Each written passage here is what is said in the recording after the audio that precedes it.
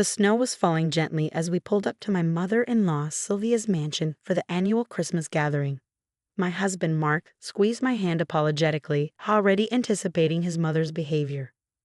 "Clara, sweetheart, maybe this year will be different," he said, though we both knew better. I adjusted my simple sweater and smiled. "It's fine, Mark. I'm used to it by now." What Sylvia didn't know, what none of them knew, was that I had been the anonymous buyer when she'd been forced to sell the mansion last month. After her husband's death, she discovered the estate was in debt, and only a quick sale had prevented foreclosure. I purchased it through a holding company, allowing her to remain as a tenant while I collected rent. She had no idea her despised daughter-in-law was now her landlord. The front door opened before we could ring the bell, and there stood Sylvia in all her glory, designer dress, flawless makeup, and that practiced look of disapproval she reserved just for me.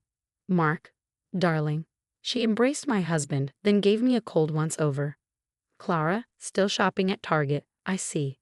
If only she knew my cheap sweater was hand-knitted from rare Vicino wool and cost more than her monthly rent. But I just smiled and said, "Merry Christmas, Sylvia." The mansion's grand foyer was decorated like a department store display, with a 12-foot Christmas tree dripping in ornaments and professionally arranged garlands on every surface. Family members were already gathered. Mark's sisters Angela and Vanessa with their investment banker husbands, and all four of his cousins, who worked in proper professions like law and medicine.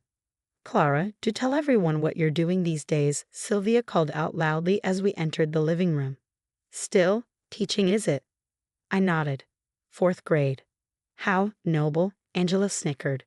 "Though I can't imagine surviving on such a salary." They had no idea that while I did teach fourth grade 3 days a week, I also ran one of the country's most successful educational technology companies. My teaching position was purely for the joy of it and for research and development for my company's products.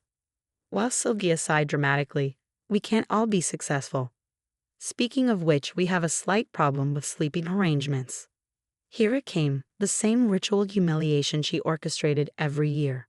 "The guest rooms will be needed for family, of course," she continued. "Clara dear, I'm afraid you'll have to sleep in the basement. We've put a cot down there somewhere." Mark started to protest, but I squeezed his hand. We discussed this. He wanted to tell his family about my success. But I had other plans. "The basement will be fine," I said quietly. Sylvia's smile was pure victory. "Wonderful. Mark, you'll be in your old room, of course. Can't have you sleeping in the basement with, well." I watched her face carefully, memorizing every detail of her smug expression. In less than 24 hours, that look would be replaced by something very different. The afternoon proceeded as expected. Sylvia paraded her wealthy children and their spouses around like prize ponies, making sure to contrast their success with my modest career at every opportunity. Angela's husband Greg bragged about his latest acquisition, while Vanessa's spouse Peter detailed his new summer home in the Hamptons. If only some of us had been more ambitious, Sylvia sighed, looking pointedly at me. Mark could have done so much better. I bit back a smile, thinking of the documents in my briefcase upstairs. Mark had done better than any of them knew, not because of my wealth, but because he'd married someone who loved him for himself, not his potential earning power. At dinner, I was seated at the far end of the table, away from Mark, next to the children's table. Sylvia made a show of serving the family first, leaving me with whatever remained. "I hope you don't mind the regular wine," she said, pouring me something from a cheap bottle while the others enjoyed expensive champagne. "We save the good stuff for special guests." "This is fine," I replied, sipping what I recognized as a $5 grocery store wine. I thought of my wine cellar at home, filled with vintages that would make Sylvia faint if she knew their value. As the evening wore on, Sylvia's comments grew more pointed, fueled by expensive champagne and an appreciative audience. "You know, Clara," she said loudly during dessert, "when Mark first married you, I thought surely he'd come to his senses quickly. A teacher, and not even at a private school." The table tittered with polite laughter. "But here we are, 5 years later, and you're still, well, exactly where you started.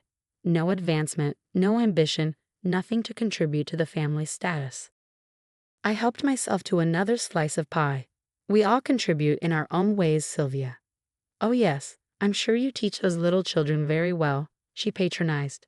"Though it must be difficult living on such a modest salary. Mark tells me you insisted on keeping your finances separate, probably for the best, really. Wouldn't want to drag him down. If she only knew that my company's latest valuation was higher than the combined net worth of everyone at this table, including her precious sons-in-law's investments. As the evening wound down, Sylvia made a show of directing everyone to their rooms. Angela, Greg, you have the blue suite. Vanessa, Peter, the rose room. Cousins, you're in the East Wing guest rooms. She turned to me with false concern. Clara, you'll find the basement door by the kitchen. I believe there's a bathroom down there somewhere. Mark tried one last time. Mother, this is ridiculous. Clara should stay in my room.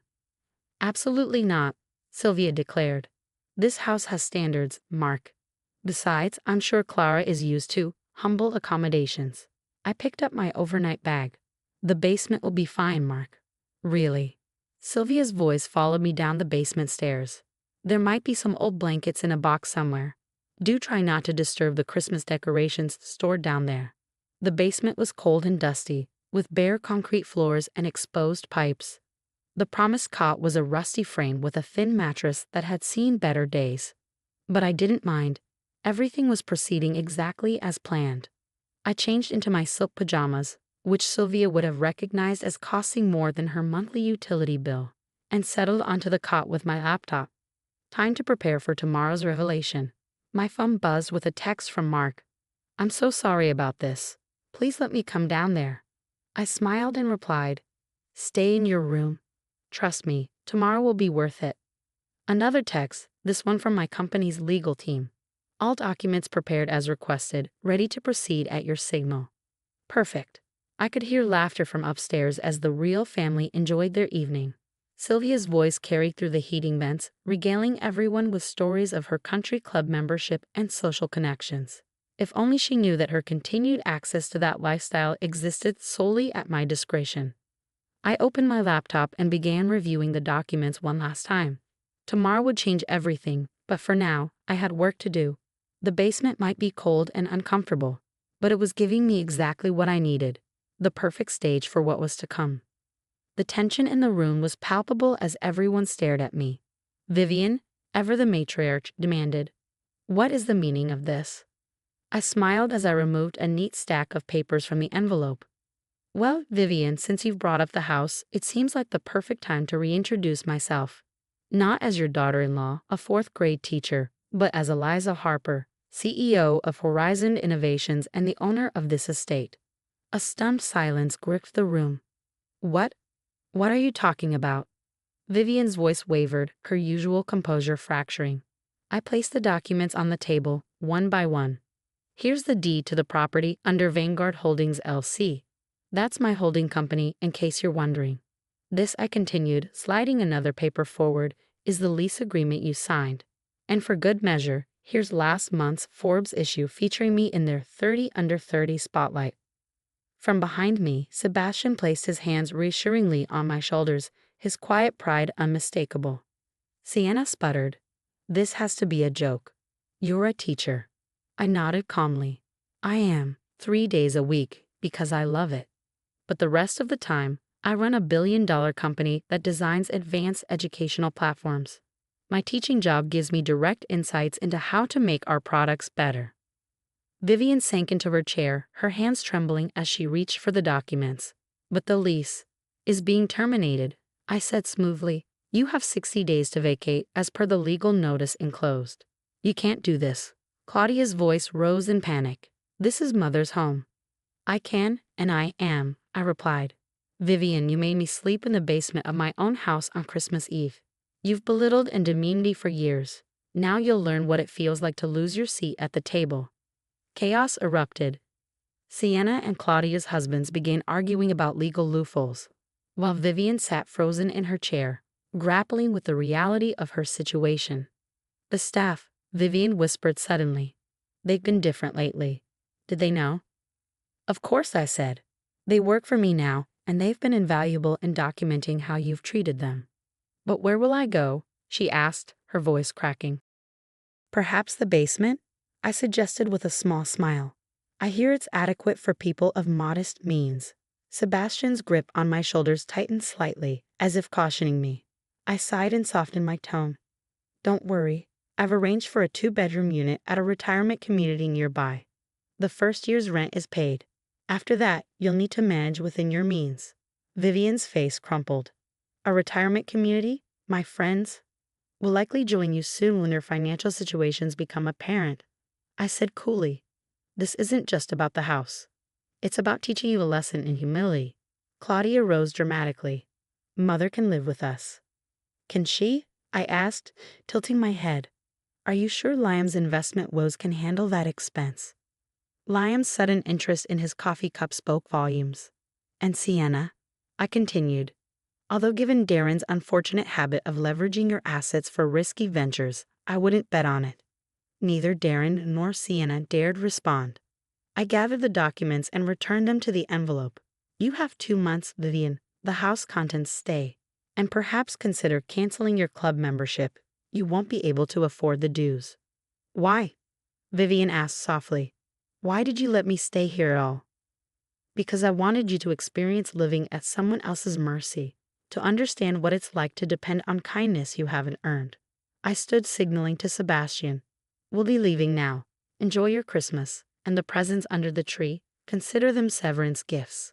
In the car, Sebastian glanced at me. Did you really buy the estate just to teach them a lesson? I chuckled. No, it's a valuable property. Teaching them a lesson was just a delightful bonus. He reached for my hand. Angry? Are you kidding? You've been the bigger person for years, letting them walk all over you. I'm amazed at how you handled it. The timing was right, I said simply. And making me sleep in the basement of my own house? That sealed the deal. 6 months later, I hosted a family dinner at the estate, now remodeled to suit my tastes. Vivian had settled into her retirement apartment and sent me a letter of apology. Sienna and Claudia had become far more respectful, likely due to Horizon's continued media coverage. Vivian arrived in a simple outfit, her previous hauteur replaced by humility. Eliza, she said warmly, thank you for inviting me. I nodded. Would you like a tour? She followed me through the rooms she once ruled, now transformed. The formal sitting room was a library. Guest rooms had become an office and a technology lab. We ended in the basement, now a sophisticated wine cellar. Far better than a cot, don't you think? I said lightly. Vivian traced the label of a fine vintage. I used to serve this at parties. I know you called it a special occasion wine, though it was quite average. Much like this house was a facade for wealth you didn't actually have. She flinched but nodded. I've learned. About what matters. About real accomplishment. Good, I said gently. That's what this was about. Not revenge, but education. And as a teacher, I believe in second chances. Upstairs, Sebastian showed Sienna and Claudia my latest project designs. For once, they listened attentively. Later in my office, Sebastian wrapped his arms around me, happy. I leaned back against him. The best revenge isn't power or wealth. It's teaching someone to grow. Vivian called me dear tonight, and she meant it. He laughed. The CEO who still sees herself as a teacher. Always, I replied. Some lessons just take a different kind of classroom.